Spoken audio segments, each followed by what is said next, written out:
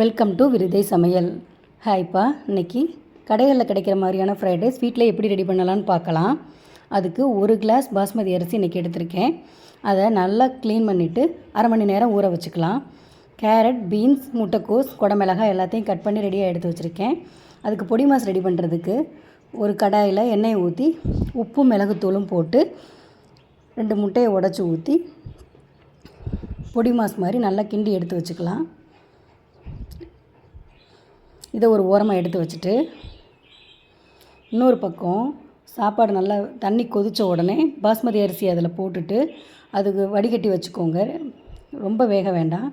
ஒரு கடாயில் எண்ணெயை ஊற்றி எண்ணெய் காஞ்ச உடனே பல்லாரி வெங்காயத்தை போட்டு நல்லா வதக்கிக்கிறோம். நல்லா கனமான பாத்திரமாக எடுத்துக்கோங்க. 1 ஸ்பூன் இஞ்சி பூண்டு, அரை ஸ்பூன் அளவுக்கு இஞ்சி பூண்டு பேஸ்ட் போட்டு பச்சை வாடை போக நல்லா வதக்கிக்கோங்க. முதல்ல குடமிளகாயவும் பீன்ஸ் காயவும் போட்டு நல்லா வதக்கிக்கோங்க. உப்பு போட்டு அதுக்கு தேவையான அளவு உப்பு போட்டு நல்லா ஃப்ரை பண்ணிக்கோங்க. கலர் மாறுற வரைக்கும் வெயிட் பண்ண வேண்டாம். லேசாக வதக்கினா போதும். ஒரே ஒரு கேரட்டை துருவி எடுத்து வச்சுருக்கேன். அதையும் போட்டு நல்லா கிளறி விட்டுக்கோங்க. ஒரு சின்ன பவுலுக்கு இல்லை ஒரு கை அளவுக்கு முட்டைக்கோஸ் போட்டிருக்கேன். இதையும் நல்லா கிளறி விட்டுட்டு இந்த காய்கறிகளுக்கு தேவையான அளவு மட்டும் மிளகுத்தூள் போட்டுக்குவோம். காரத்துக்கு மிளகுத்தூள் போட்டு ஒரு பெரட்டி விட்டுக்கோங்க. இப்போ நல்லா ஆற வச்ச சாதத்தை இதில் இந்த காய்கறிகளில் கொட்டிடுவோம். நல்லா ஆற வச்சுருந்தேன். இப்போ இந்த காய்கறிகளும் சாதமும் ஒன்றா மிக்ஸ் ஆகிற அளவுக்கு நல்லா கிண்டி விட்டுக்குவோம்.